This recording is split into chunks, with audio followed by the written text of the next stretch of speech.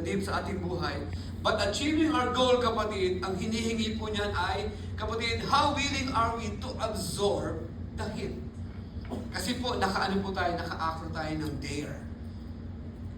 To achieve our goal, kapatid, kailangan daw po i-challenge mo ang sarili mo to go into the deep and to absorb the heat. Sabi mo nga po, absorb the heat. Absorb the heat. Ano po ba ang challenge ng 1 Peter po sa ating po lahat? Ito po ang sinabi ng 1 Peter, that the genuineness of your faith, being much more precious than gold, that perishes, though it is tested by fire, may be found to praise, honor, and glory at the revelation of Jesus Christ. COG, Cebu. Ito po ang gusto kong maintindihan. Ang pananampalataya mo, ano po ang sabi dito?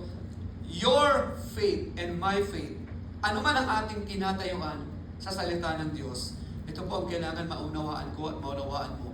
Ano man ang ating dinideklara sa buhay, ano man ang ating kiniklaim sa buhay, ano man ang ating pinoprofess sa buhay, kapatid, it will be tested by fire. Your faith and my faith will be tested by fire. My declaration at anuman ang kiniklaim ko sa aking buhay sa salita ng Panginoon Diyos, it will be tested by fire. Susubukin po tayo, i-challenge po tayo. Kapatid na po. Kaya malinaw po ang sabi ni Peter, the genuineness of my faith, kung totoo talaga ang iyong pananampalataya, diyan po patutunayan kung talagang ikaw ba ay totoong Kristiyano, tayo ba ay totoong born-again Christian, then it will be tested by fire. And what is this fire na akin pong sinasabi? Kapatid na po, madalas ang ating pananampalataya, madalas po, most of the time, our faith will be tested by a lot of failures in life. And when failure comes sa buhay, kapag ang failure po ay dumadating, it creates fear sa buhay. Naglilikha po ito ng takot sa isang tao, ano po, pag nagkakaroon siya ng failure. Most of the time, kapatid, my faith and your faith, it will be tested by fire, by failure. It will be tested by impossibilities. Haharap ka sa mga maraming impossibilities sa buhay, kapatid. That will create doubt. At ang unang doubt ay pagdududahan mo ang salita ng Panginoon Diyos kung totoo ba. Ang unang doubt ay pagdududahan mo kung buhay ba talaga ang Panginoon Diyos sa buhay ko. Because you and I, we are facing impossibilities in life. Create failure, it will tested by impossibilities, kapatid. It will be tested by rejection. Haharap tayo sa iba't ibang klaseng rejection sa buhay. And that rejections, kapatid, will create so much pain sa buhay. Kasi po wala namang masarap na rejection. Nobody celebrate kapag siya po ay nare-reject. But the usual reaction is, kapatid, masyadong masakit, masyadong mahapdik. We will be tested by fire. Patutunayan po. Sabi ko nga po ang dami namang pwedeng gamiting pangsubok ng Diyos. Bakit apoy? Ibig sabihin po, it implies that, kapatid, hindi basta-basta. Kapag sinigaw mo ang pananampalataya, kailangan paghandaan mo, susubukin yan. Pag tinayuan mo ang salita ng Diyos, kailangan paghandaan mo, i-challenge ka. I-challenge mo tayo ng apoy, ng pagsubok ng Panginoon Diyos. Failure, impossibilities, rejection. Not only that, kapatid, we will be tested by emptiness in life. Dadalhin tayo ng Diyos sa sitwasyon na walang-wala. And that will create uncertainty sa ating pong buhay. Amen? That will create uncertainty. When there is failure, there is fear. When there is impossibilities, there is doubt. When there is rejection, there will be pain. When there is emptiness, kapatid, there will be uncertainties in life. Mawawalan ka ng pag-asa sa buhay kapag tayo po ay nandyan. Now, the question again is, nakahanda ka bang subukin? It could be, kapatid, marami pang pwedeng gawin si Lord na pagsubok sa atin, but this is how I look at it. Failure, impossibilities, rejections, and emptiness. Kapatid, ano po? Dive into the deep. Determination means I need to go into the deep. Determination means I need to absorb the heat sa aking buhay. Kailangan kong yakapin, kailangan kong tanggapin, kapatid, yung pong tinatawag na hit na yon sa aking buhay. You need to dare yourself. Ano po ang dare na yan na sinasabi ko, kapatid? We need to be ready to face any kind of challenges sa buhay. We need to be ready to face. Bakit ba kailangan why do I need to prepare for challenges in life? Bakit kailangan kong paghandaan ang challenges sa aking buhay?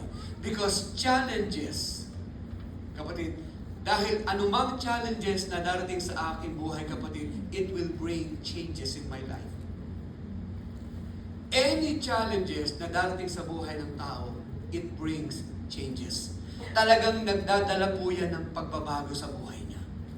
And most of the time, kapatid, most of the time, challenges could either, kilala niyo ba yan? Hindi po kaya, promise. Most of the time, kapatid, ano po, challenges, it could either make you or break you. Ano po? Most of the time, challenges could either make you or break you. Ayan. Hindi ho ako talaga yan, promise. Kamukha ko lang. Ayan, ano po. Ang layo, di ba? Mas pogi sa personal.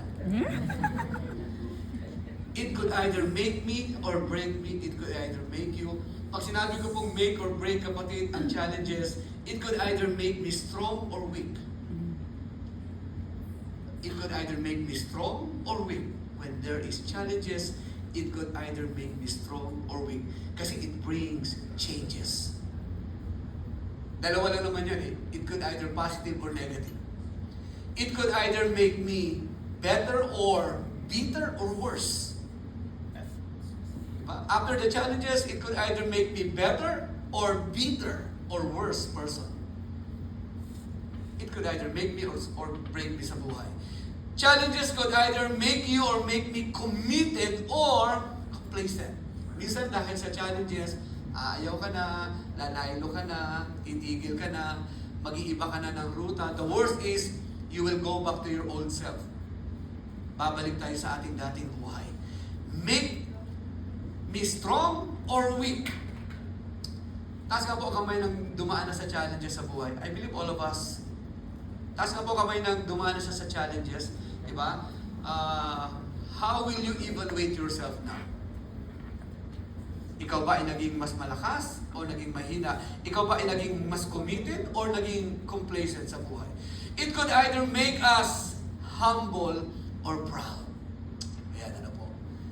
Minsan, ang challenges po ay it could either siya yung magtuturo na magpakumbaba or mas lalong naging iba ang kanyang buhay. Mas lalong naging iba ang kanyang buhay, kapatid, ano po. Ano po ang nangyari kay Peter? Look at Peter. Nung challenge niya po si Lord, na nung nakita niya si Lord na nasa dagat, naglalakad, ang sabi niya kay Lord, Panginoon, kung ikaw talaga yan, can I come to you? Hindi naman po siya tinanggihan ni Lord. So he said, sabi ni Lord, come Peter. And when Peter had come down out of the boat, he walked on the water to go to Jesus. Wow! What an experience. He walked on the water to go to Jesus. But when he saw that the wind was boisterous, challenges will come. Kapatid, sa ating relasyon sa Diyos, expect challenges is always there. In our relationship with God, lagi pong may challenges. Ano po ang nangyari nung dumating po ang challenges kay Pedro? But when he saw that the wind was boisterous, everything was changed. Kapatid, he was beginning to afraid, beginning to sink, and he cried out, saying, Lord, save me. Challenges will bring changes in your life and in my life. Amen po ba yun? Hindi pwedeng walang gagawin yun sa ating buhay, kapatid. May gagawin at may gagawin po yun, kapatid. Meron talaga siyang effect sa buhay ko at sa buhay mo, kapatid. Ayan na po. Dare yourself. Gaano ka kahanda to dare yourself in achieving your goal? Kapatid, ano po? Are you willing to go into the deep? Are you willing to absorb the heat? And how ready are you to face challenges? And what is the letter E? Pag sinabing, dare myself, kapatid, ano po ang hinihingi sa atin? Are you willing to engage the process of God sa buhay natin? Are you willing to engage the process? Pag sinabi pong engage the process, what does it mean to engage the process? It means, kapatid, face the test and finish the race.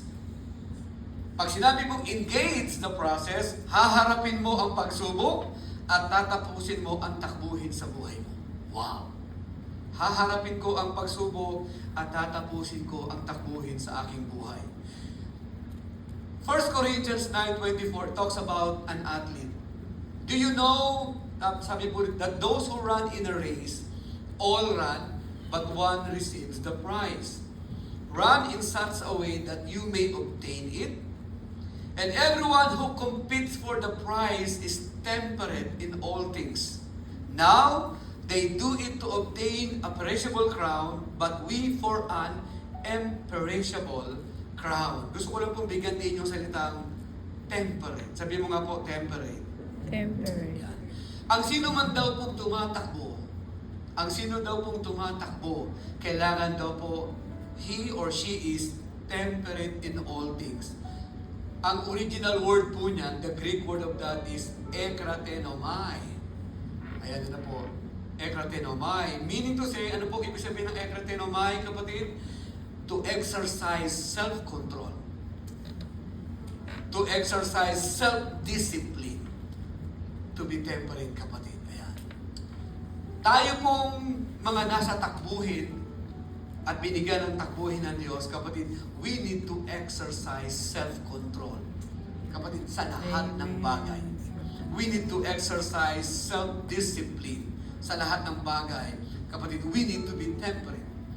Ang ibig sabihin po niyan, kapatid, ano po ibig sabihin niyan? We must be willing to submit ourselves to what? To strict discipline. We need to be submit, kapatid, to strict discipline. Kailangan daw po natin sumunod sa instruction, kapatid. At kailangan daw po, when there is rebuke, we don't retaliate on that. It's painful, but kapatid, ang hinihingi po sa iyo at sa akin, kapatid, ay kailangan daw po strict discipline, instruction to follow and obey, kapatid. Sa buhay mo, how do you prepare challenges? Paano ba natin hinaharap ang challenges sa buhay? Kasi nasa race po tayo. How do you, kapatid, prepare challenges? Or if I may ask, what is your defense mechanism in life? Alam niyo po, ang tao, may kanya-kanyang defense mechanism. Kapag kunyari, alam niyang sa sarili niya, allow me to, isa ng tao po, pag alam niyang hindi niya kaya yung kausap niya, meron siyang defense mechanism.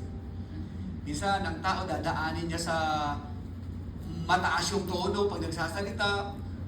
Para bang, I don't know if you agree with me that most of the time, kapag alam natin marami tayong inadequacies in life, our defense mechanism is intimidation. Ini-intimidate mo yung tao, pag nagsasalita ka, tuloy-tuloy, ang bilis-bilis, or kaya ang taas ng boses, yung pasigaw, kaya yung kausap mo na i-intimidate. Ikaw ba yun? Is that our intimidation? Diba? Kung hindi naman, ang lagi ng kwento kung ano yung mga success niya sa buhay. Meron po akong kilalang pastor hindi ko na lang sasabihin. Pag pinilit, baka sabihin ko rin. Pag nag-uusap kami, wala siyang, dinadaan niya ako sa ilang degree ang tinapos niya sa Bible school, ano yung gano'n. Pero pag tinignan ko, nasan ka? Saan ka dinala ng degree mo? Diba? May ganung tao po, intimidation. Ayan, po. Tingnan mo ang katabi mo kung nakaka-intimidate. Dinadaan mo ako sa ganyan ha? Diba? May ganung pong tao. Alam niyo po ba na si Mike Tyson, ang greatest weapon niya is intimidation? Kaya kahit ang mga kalaban ni Mike Tyson, pansinin niyo po si Mike Tyson, kahit ang mga kalaban niya ay malalaki na parang higante, pagpasok sa ring noon, makikita mo ang itsura pa lang pambira. Kahit yung higante na i-intimidate niya, hindi lang nagpapahalata. Ayan, po. May ganyan po. But as a believer of Jesus Christ, what will be our defense mechanism in facing challenges in life? Ano ba dapat ang ating pong defense mechanism, kapatid, sa buhay? When we are facing giants in life, when we are facing challenges in life, kapatid, what will be my defense mechanism? Diba? Ganyan po kalaki ang pagsubok sa buhay. Are you facing giants today? Do you have giants in life today? Taas nga po kamay na meron siyang hinaharap na giant sa buhay niya. Hindi ang asawa mo, di ba? For sure, hindi ang asawa mo. Di ba? Kasi mas matangkad ka sa asawa mo. But all of us, kapatid, we have giants in life. At kung tayo po'y humaharap sa giants in life ng ating buhay, ano ba ang kailangan kong defense mechanism sa aking buhay? Kailangan ko sa buhay, kapatid, ano po? How do you prefer to face giants in life? How do you prefer? Paano mo ba hinaharap ang higante ng pagsubok sa buhay mo? Financial problem, it could be giants in life. Health, it could be giants in life. Kapatid, ano po? Marami po. Paano ko ba harapin yan? Hinaharap ko ba yan sa pamamagitan ng aking pananampalataya? Yan, diba? Are we facing giants with faith? Are we on the same page? Are we on the same page kapag sinasabi ko po, are we on the same page kapag sinasabi ko po, all of us believers, we hold on to God's Word? Are we on that page, same page? Tayo po mga Kristiyano, wala tayong pinangahawakan kundi ang salita ng Diyos, and that is faith. That is faith. And how powerful faith is. Why do I need to hold on to God's Word? Why do I need to have faith in facing my challenge? Kapatid, paano ko dinidare ang sarili ko dyan? Gaano ba ka makapangyarihan ang salitang pananampalataya? How powerful faith is. Kapatid, napaka-makapangyarihan ng faith. Why? Because faith makes our giants. Look at this. Down. Because how powerful faith is, faith makes our giants, kapatid, into ants. Ida. Nakita niyo po ba yun? Thank you, Lord. That is how powerful faith is. Because it could make your giants into ants. But of course, kahit langgam yan, masakit pa rin. Tama? Diba? But, kailangan ko ng pananampalataya because, kapatid, my faith will make my giants into ants. Wow.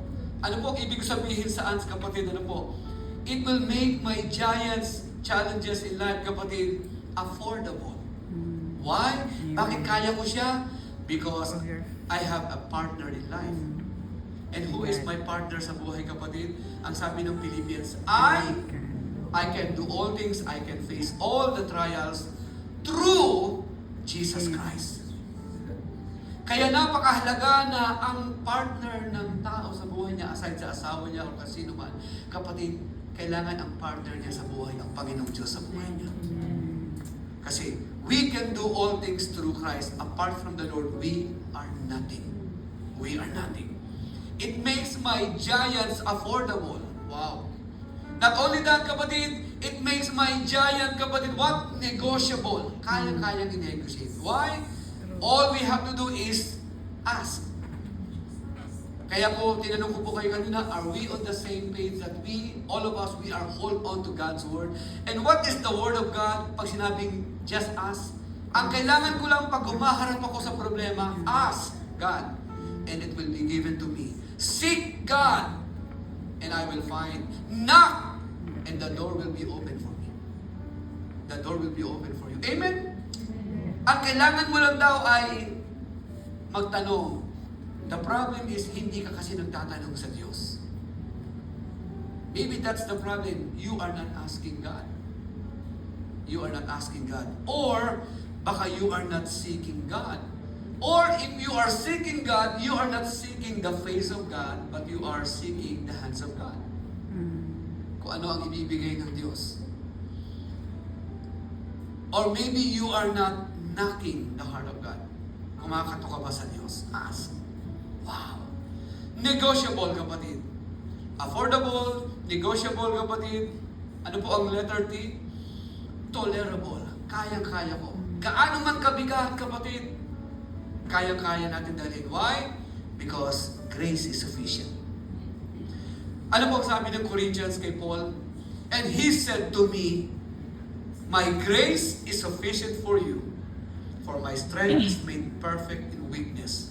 Therefore, most gladly I will rather boast in my infirmities, that the power of Christ may rest upon me. Nung naunawaan ni Paul na mararanasan niya lang yung grace every time na dumadaan siya sa pagsubok, kaya sabi niya, hindi ko na ipipli na tanggalin ni Lord yung aking infirmities, because in my infirmities, dito ko nararanasan ang kapangyarihan ng Diyos. Amen? Wow! In your challenges, kapatid, in our challenges, yan pala yung time na kung saan mararanasan mo ang Panginoong Diyos. Sometimes, tinatanong mo, Lord, bakit hindi kita nararanasan? Ayaw mo man ng problema sa buhay. Paano mo mararanasan ang galaw ng Diyos kung iniiwasan mo ang problema sa buhay? Kaya sabi ni Paul, now I know, sabi niya. And so Lord, salamat po. Because every time nararamdaman ko yung pain, then your grace is sufficient sa aking buhay. Wow. Your grace is sufficient sa aking buhay, Panginoon. Affordable, negotiable, tolerable. Ano po ang letter S? Pag may nakahula, may libreng kape. Ha? Ano? Sustainable. Parang ma-iride lang yung ball. Okay naman. Sana o ano? Affordable, negotiable, tolerable, saxable? Saxable daw. Bagong ng dictionary na. Ano ba? Because of my faith, kapatid, I can surpass. I can surpass. Ayan. Kaya ko mapagtagumpayan, kapatid. Kaya ko mapagtagumpayan. Why? Bakit kaya kong pagtagumpayan ang anumang challenge sa aking buhay? Kasi ang sabi ng Panginoon, you and I, kapatid, we are more than conqueror. We are more than conqueror. Alam niyo po, that word conqueror, yung sinabi po dyan sa Romans, yet in all these things, if you backtrack the previous verses, sinasabi po kung ano ang haharapin ng isang tao sa buhay niya.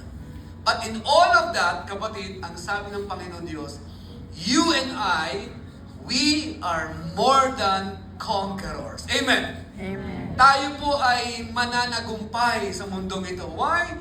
Not because of us, not because of our strength, but because of Jesus Christ. Amen? Amen. Ang ibig sabihin po, we have this assurance that no matter how painful, no matter how tough it is, kapatid, ano po, the challenge, no matter how big the challenge is, kapatid, kaya nating isurpass po yun. Why? Because we are more than conqueror through Jesus Christ. Amen? Nagtatagumpay ako, nagtatagumpay ka, kapatid, because of Jesus Christ sa ating pong buhay. Ano po ang maganda, kapatid? Bago po yan. Ano ba ang mukha ng pananampalataya? Ito po ang gusto kong makita, And I don't know if you are in this, ito po ang ating sitwasyon ngayon. I want you to watch this.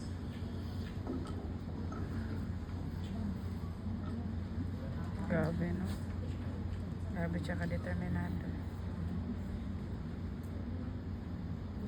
Ayan, pambira na po. Ano ba ang gusto ko ipakita dyan? Bakit ko pinalabas yan, kapatid? Ito po ang magandang tanong sa iyo sa umagang ito, sa akin sa umagang ito. Kaya mo bang tapusin? Diba? Kaya mo bang tapusin ang pinapatapos ng Diyos sa buhay mo?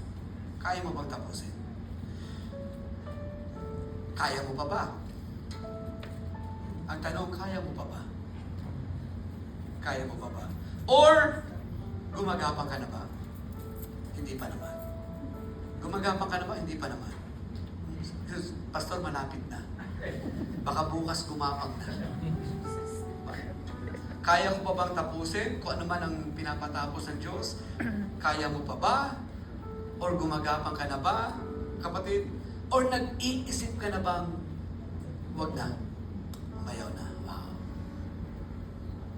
Nag-iisip kang tapusin na, kapatid.